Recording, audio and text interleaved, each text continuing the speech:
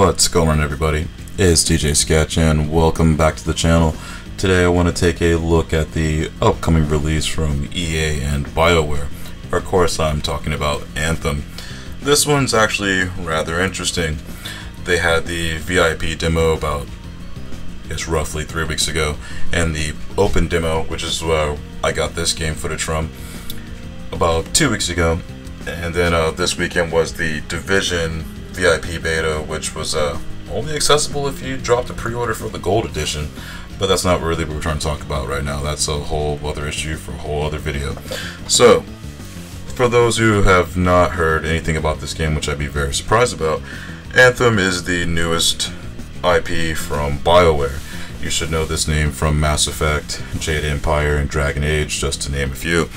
And at a base level, I like what I'm seeing. Honestly, I enjoyed the bits I got to play during the open demo. There was roughly about 3 to 4 story missions, and there was the strike that they had on offer once you finish those. And that was about it. You got to see the common area, which I cannot remember off the top of my head what that was called. And it's strange that part was in first person, but also with these story missions, you had a condensed version of the Mass Effect dialogue trees, which you had 1 or 2 choices, as opposed to the 4 to 5, sometimes even 6 that you would ordinarily see in Mass Effect. But I just see those old callbacks are there, and so that part I found was cool.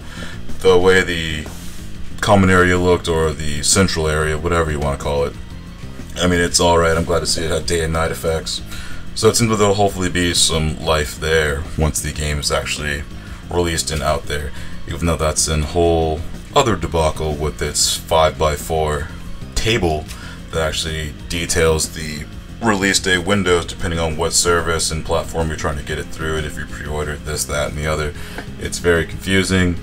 It is a very blatant cash grab, or at least cash grab attempt, trying to get you to order the game to play it early depending on what platform you have it on, only considering that 3 out of the 5 platforms can't even do that.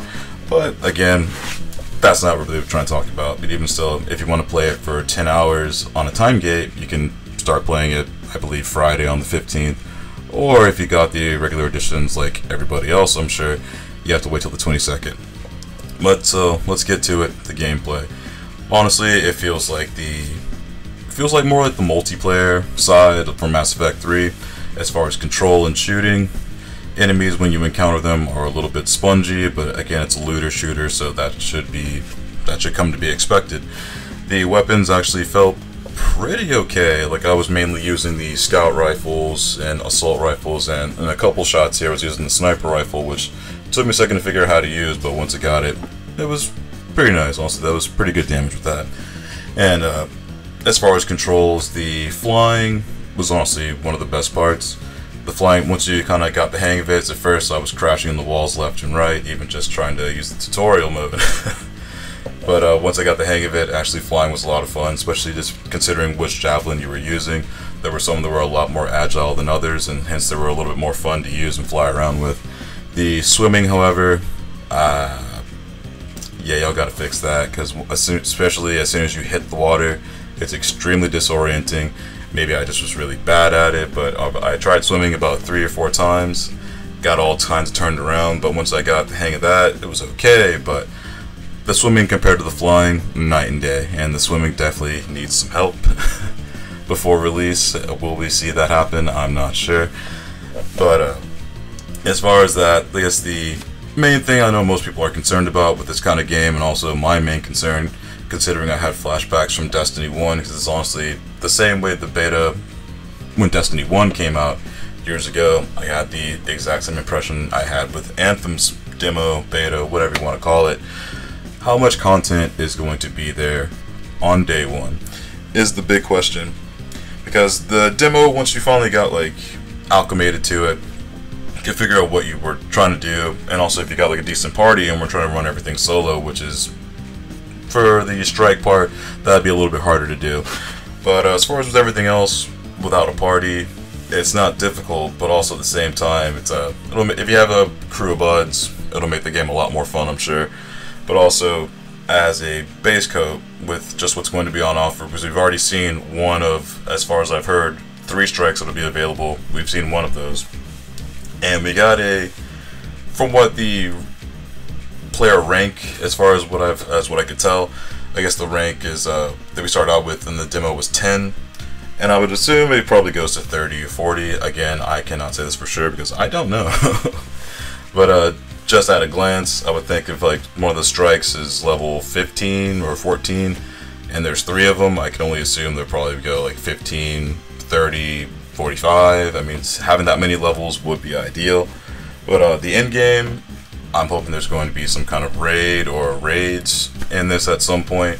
And as far as what's going to be available on day 1, I'm hoping it's going to be enough to keep people interested, because I know a lot of people are going to be coming over from Destiny to this more than likely.